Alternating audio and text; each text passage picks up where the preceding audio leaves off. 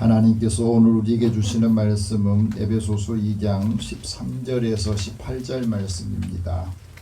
여러분이 갖고 계신 신약성경 310면 11면 되겠습니다.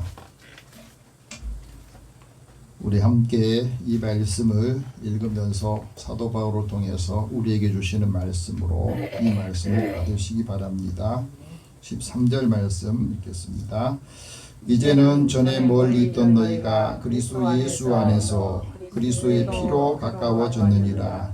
그는 우리의 화평이신지라. 둘로 하나를 만드사 원수된 것고 중간에 막힌 담을 자기 육체로 하시고 법정으로 된 계명의 율법을 폐하셨으니 이는 이 둘로 자기 안에서 한 세 사람을 지어 화평하게 하시고 또 십자가로 이 둘을 한 몸으로 하나님과 화목하게 하려 하십니다.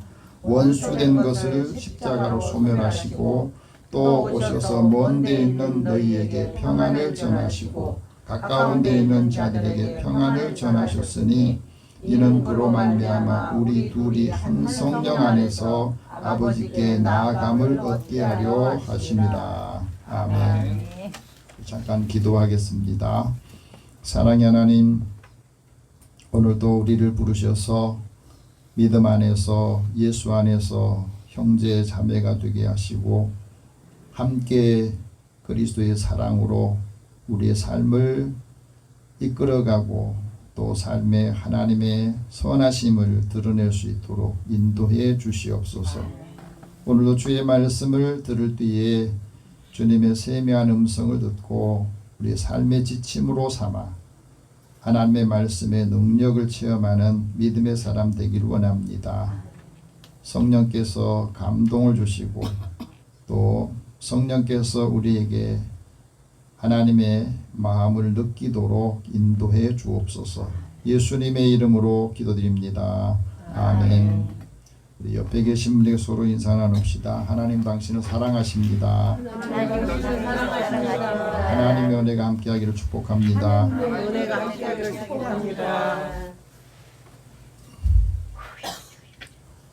사람이 아무리 능력이 있어도 혼자 살 수는 없습니다. 그래서 함께 살아야 되고 도움도 받고 도움도 주어야 됩니다. 중국에서 어느 트럭이 과일을 싣고 가다가 그 과일 박스가 쏟아져 가지고 차에서 과일이 떨어져서 도로에 다 흩어져 있는데 그 마을 주민들이 와서 그 과일들을 다 가지고 가는 영상을 보여줬습니다. 그런 비슷한 일이 한국의 도로에서도 일어났어요. 근데 한국 사람들은 그 과일을 다 주워가지고 박스에다가 다 해서 차에다 실어주는 모습을 중국 사람들이 보면서 이런 생각을 했답니다.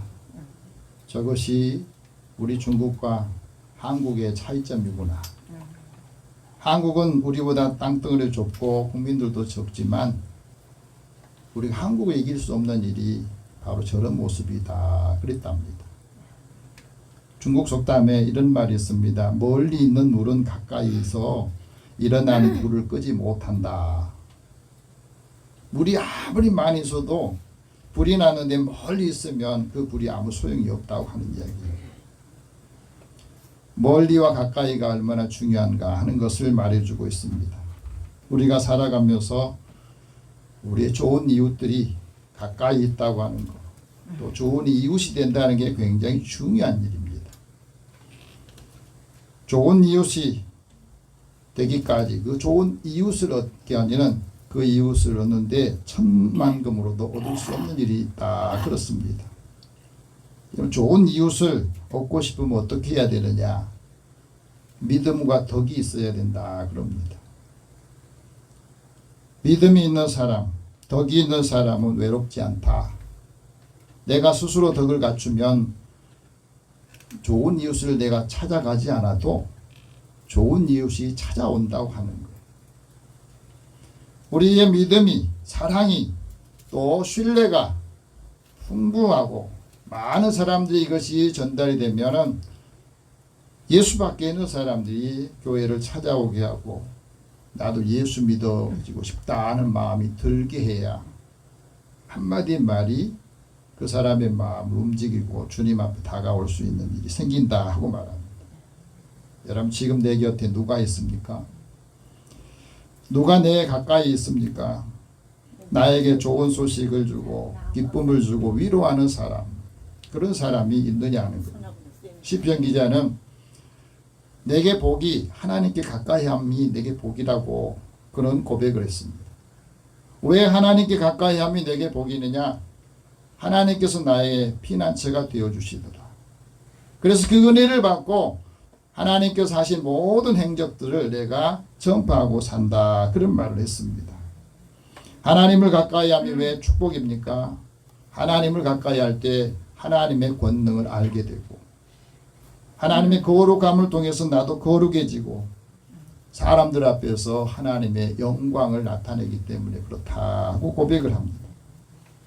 하나님께서는 하나님을 가까이 하는 사람, 마음이 상한 사람을 가까이 하시고 그 마음의 충심으로 통회하고 회개하는 사람을 구원하시더라는 거예요. 주의 영혼은 하나님의 은혜를 받고 내 영혼이 주님 앞에 가까이 갈 때에 주의 손이 나를 붙잡아 주시고 또 내가 주님 앞에 간절히 간구할 때에 내 간구를 들어주시더라 하고 말합니다. 오늘 우리가 하나님의 은혜를 받고 이 은혜를 함께 나누면서 가까이 돕는 사람들이 있을 때에 힘을 얻습니다. 그리고 위로도 받습니다. 지혜도 얻습니다. 이사야 선지자가 그런 말을 했습니다. 나를 의롭다고 하신 하나님께서 가까이 계시니 나와 다툴 자가 누구이냐? 함께 서봐라. 나를 대적할 자가 누구이냐? 내게 가까이 와봐라 하면서 하나님께서 나를 도우실 것이다. 나를 정죄할 자가 누구냐? 내게 정죄하는 사람이 다 옷까지 해지고 좀이 그를 먹을 것이다 하고 말합니다. 이 믿음과 영적인 자존감이 있을 때 우리는 세상에서 누구를 만나고 어떤 말을 듣든지 해를 받지 않고 당당하고 또 지혜롭게 살 수 있다 하는 것을 말해주고 있습니다. 하나님을 가까이 않고 하나님의 말씀에서 멀어지면 사람들이 다 죄로 가까이 하게 되어 있습니다. 그래서 하나님께서는 이 불의와 죄로 하나님부터 멀어진 사람들을 구원하시기 위해서 이 땅에 예수님을 보내셨는데 예수님을 보내신 목적이 뭐냐면 예수님을 영접하게 하셔서 하나님의 자녀가 되게 하시는 그 권위를 주시기 위해서 예수님을 보내신 거거든요. 우리가 같은 혈통으로나 혈족으로는 우리가 형제 자매는 아니지만 예수 안에서 하나님 믿음 안에서 하나님의 자녀가 되고 하나님께로부터 난 사람이다 이런 말씀을 하셨거든요. 그래서 우리의 혈족 또 피를 나눈 형제들보다 예수 믿는 형제들이 자매들이 더 가깝다는 거죠. 그 공동체가 될 때에 많은 사람들이 자기 성이나 자기의 혈족을 따지지 않고도 그리스도 안에서 하나가 되고 협력하는 사랑의 공동체가 된다는 것을 말해주고 있습니다. 오늘 하나님께서 사도 바울을 통해서 우리에게 말씀합니다. 멀리 있던 너희가 그리스도 예수 안에서 그리스도의 피로 가까워졌다는 것. 그리고 그 예수님이 우리의 화평이시고 예수 안에서 우리가 화목한 새 사람을 입으라고 말씀합니다. 성령 안에서 하나님께로 나오라. 오늘 말씀을 요약하면 이렇게 됩니다. 그러면 오늘 우리가 이 세상을 살면서 세상의 역사를 보면 이 세상의 역사는 주님이 오시기 전과 주님이 오신 이후로 나눌 수가 있어요. 그래서 BC와 AD로 구별을 합니다. 믿지 않는 사람도 이 역사 속에서 그대로 살아가고 있습니다. 오늘이 2024년도 7월 21일이라는 이 표현 자체가 주후 예수님 오신 후에 이 시간을 말해주고 있거든요.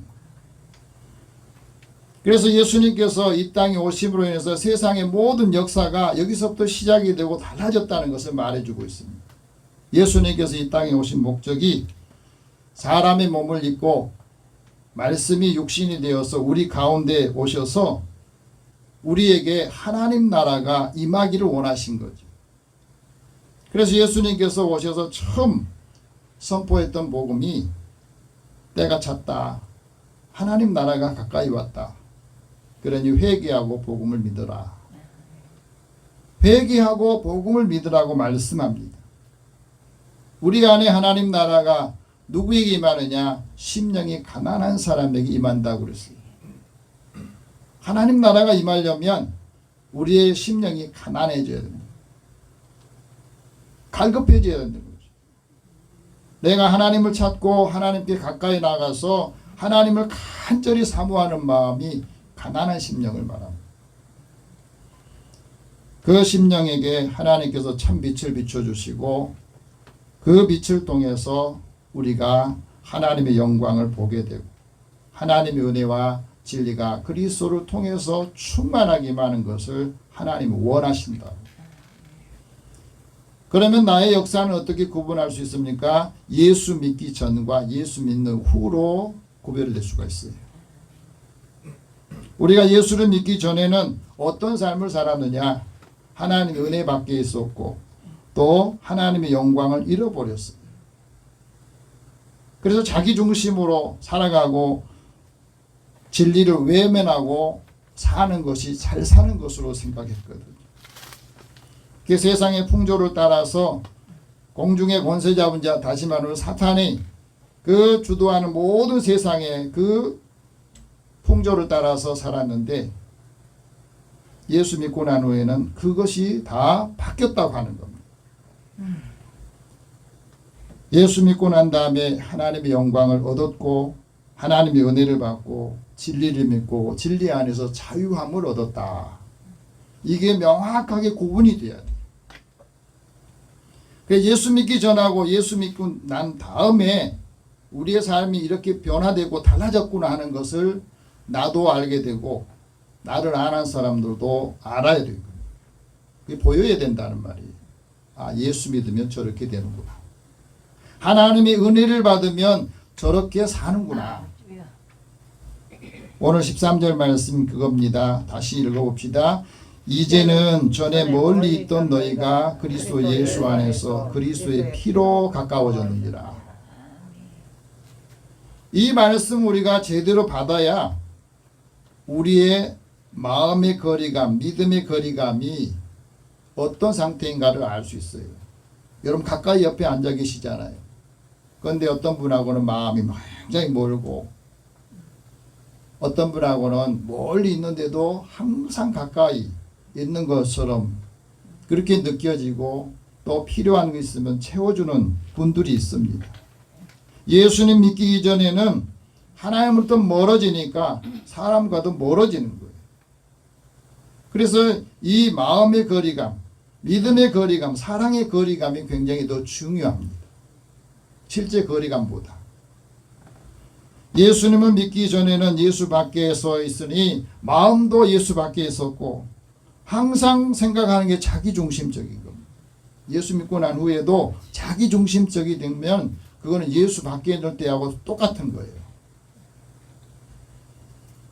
항상 손해보지 않으려고 하고 내 이익을 중심으로 사는 것은 예수 밖에서 사는 사람하고 다를 바가 없잖아요. 예수를 믿고 나면 내가 다른 사람이 좀 손해를 봐야 좋아해요. 한번 생각해 보세요.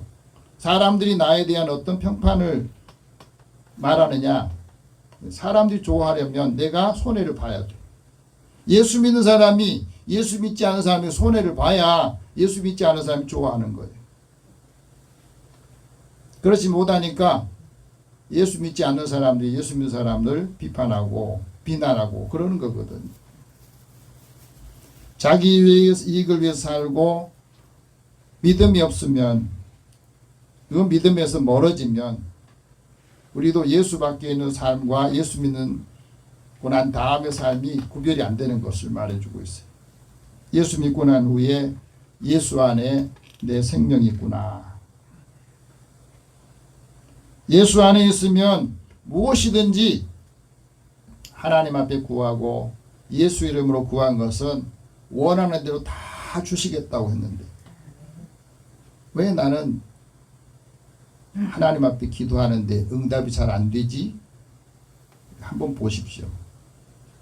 내가 예수 안에서 그리스도 안에서 하나님의 뜻 가운데서 구하고 있는지, 아니면 내 욕심이 더 앞서고 있는가 하는 것을 다시 한번 우리는 점검해야 됩니다.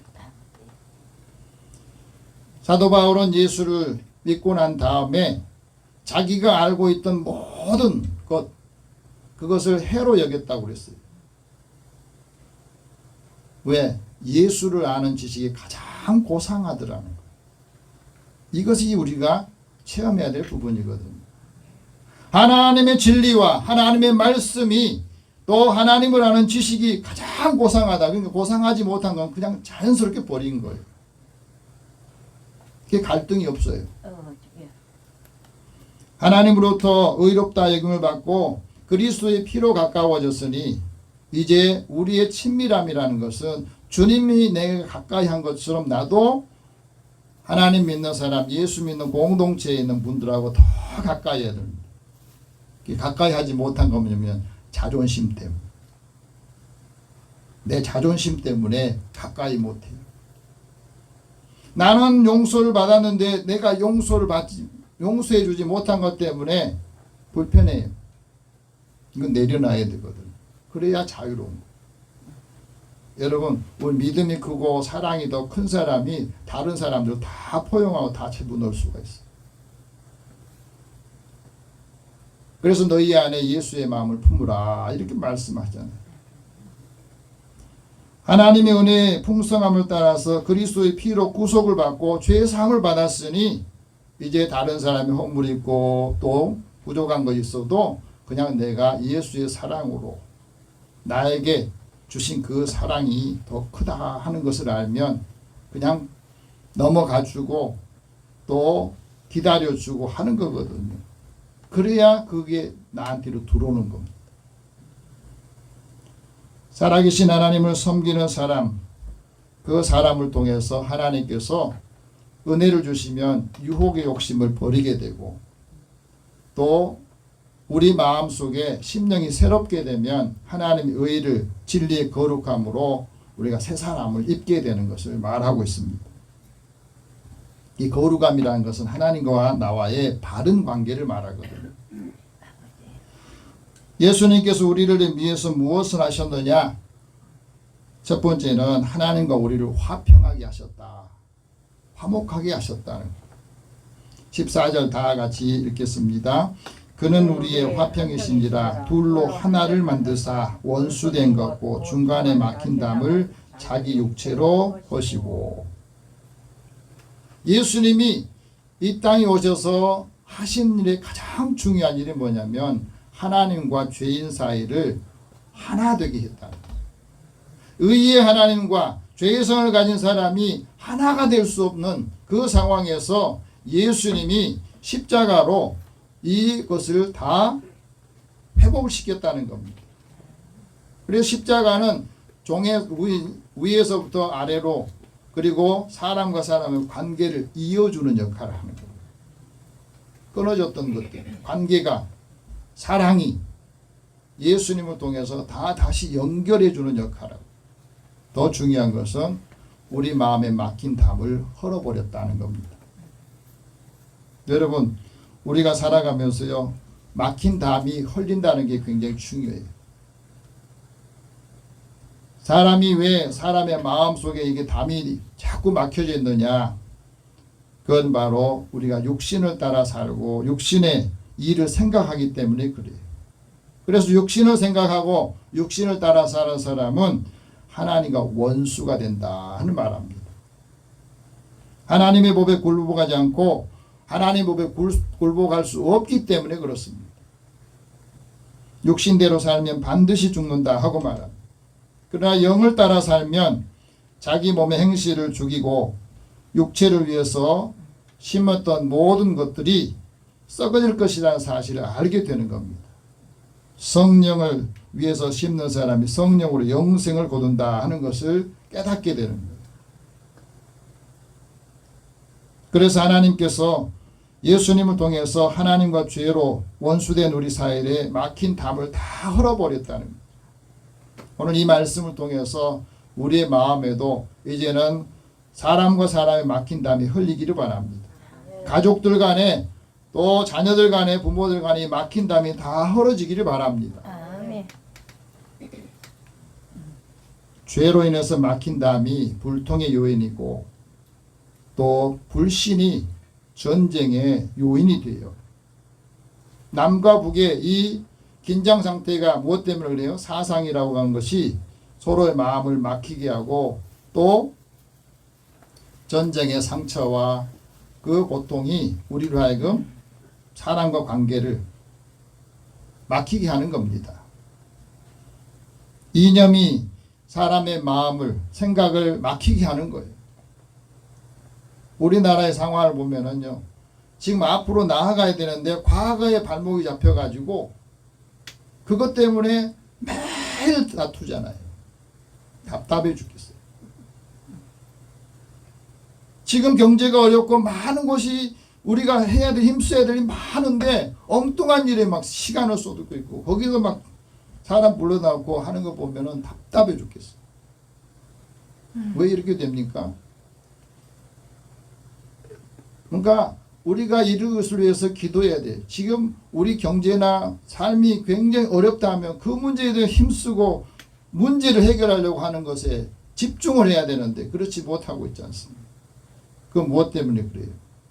몇 사람에 의해서 이 잘못된 일들을 막 덮으려고 하는 것 때문에 그런 것 더 많잖아요.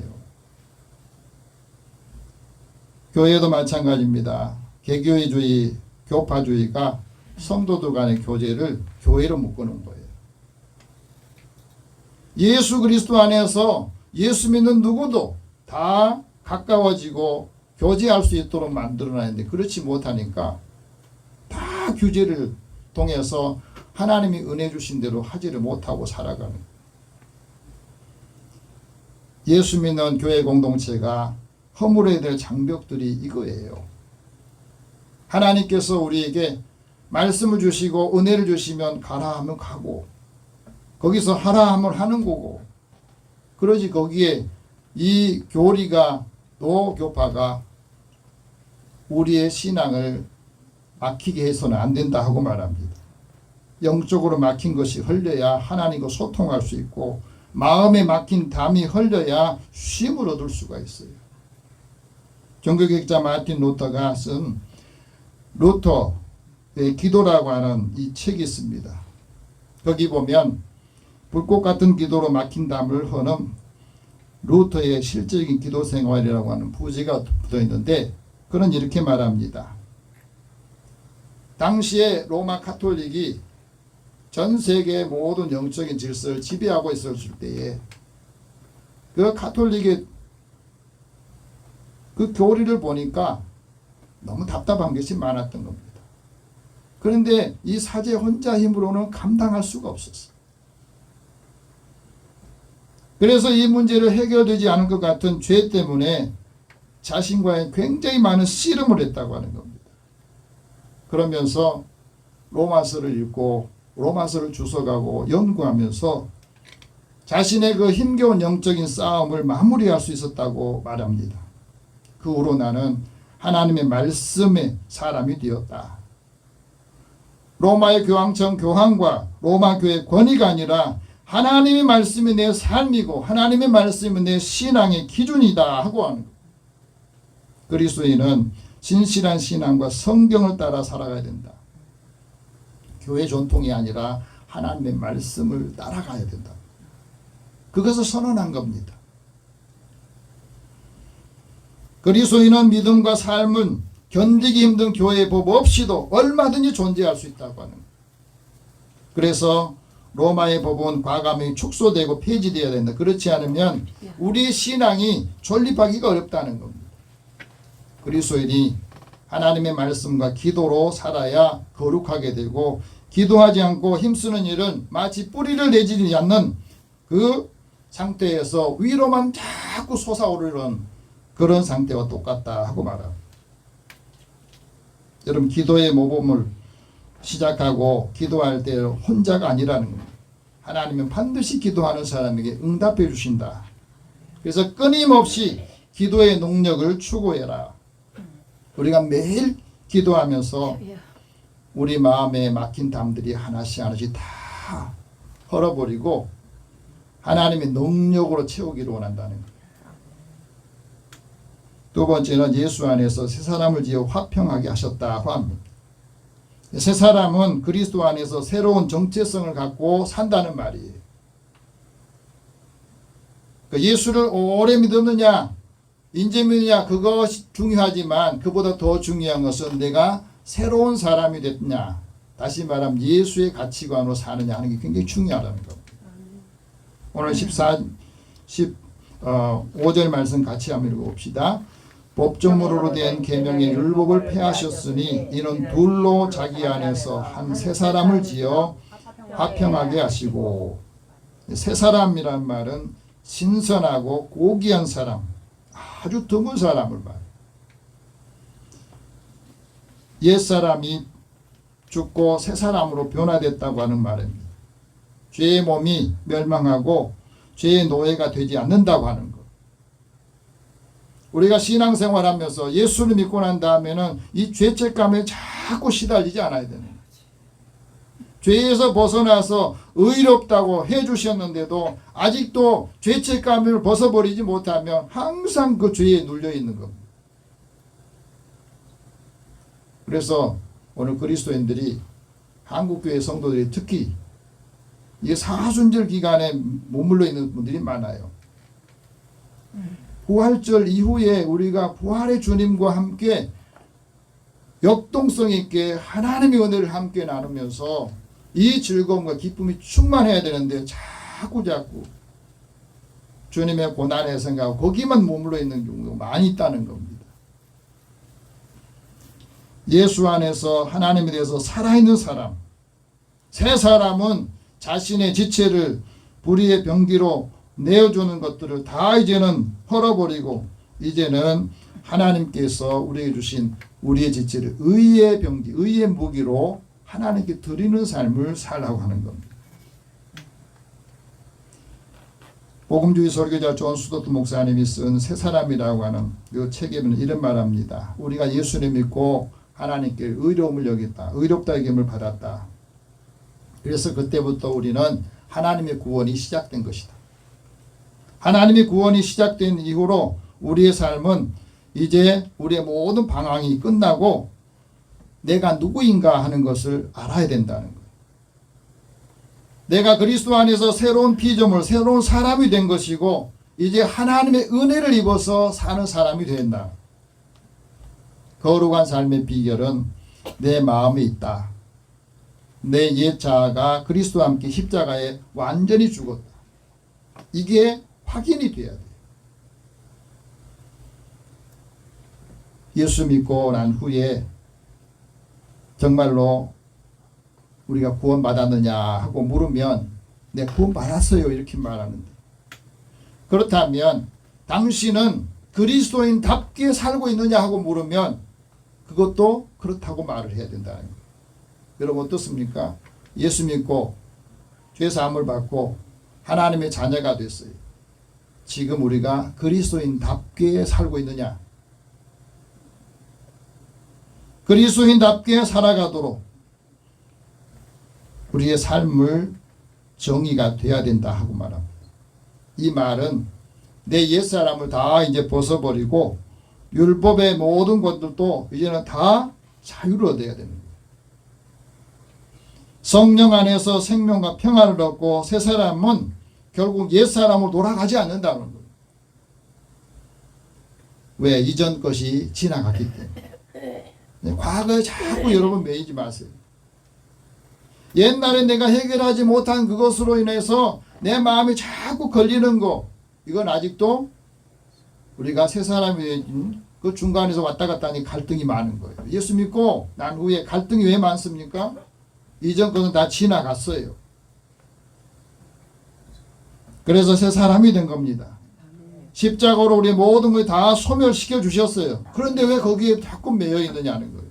감정에 매여 있고 자기의 사상에 매여 있고 자신의 가지고 있는 이익에 매여 있는 것은 아직도 새 사람이 되지 못한 그 증거라는 겁니다. 16절 말씀 같이 봅시다. 또 십자가로 이 둘을 한 몸으로 하나님과 화목하게 하십니다. 원수된 것을 십자가로 소멸하시고. 예수님의 십자가는 하나님과 화목하게 하신 십자가의 복음이에요. 그래서 하나님 관계가 우리 회복시켜야 된 겁니다. 그래서 항상 우리는 하나님께 가까이 나아갈 수 있어요. 세 번째는 먼 데 있는 사람과 가까운 데 있는 사람을 평안을 전하게 된다 하고 말합니다. 17절 같이 봅시다. 또 오셔서 먼 데 있는 너희에게 평안을 전하시고 가까운 데 있는 자들에게 평안을 전하셨으니. 우리가 하나님을 믿고 난 다음에 예수 안에서 새 사람이 된 그리스도인은 그리스도인답게 사는데, 그리스도인답게 사는 건 어떻게 산다는 것이냐? 성령 안에서 화평의 복음으로 사는 걸 말해요. 생명을 사모하고 연수를 사랑하면서 복을 받기를 원하고, 그 복을 받기를 원하면 이제 그 복을 받도록 우리가 받은 은혜를 사람들에게 전해야 되잖아요. 가까운 사람, 먼 데 있는 사람까지 전하는 겁니다. 왜 전해야 돼요? 하나님께서는 항상 의인을 찾고 계시고 의인을 향하여서 눈을 그곳으로 향하고 있다 하는 겁니다. 그리고 의인이 부르짖을 때 하나님께서는 귀를 기울여 들으신다 하는 말씀을 합니다. 사람들이 하나님을 믿고 예수를 믿고 화평의 언약을 받기 위해서 우리가 가까이 있는 사람이나 먼 데 있는 사람이나 그 은혜의 복음을, 십자가의 복음을 전해야 된다 하고 말합니다. 주의 법을 사랑하는 사람에게는 큰 평안이 있는데 그에게 장애물이 없다. 저 이 말씀 참 좋아합니다. 평안이 없는 건 무엇을 사랑하지 않기 때문이에요? 주의 법을 사랑하지 않기 때문에.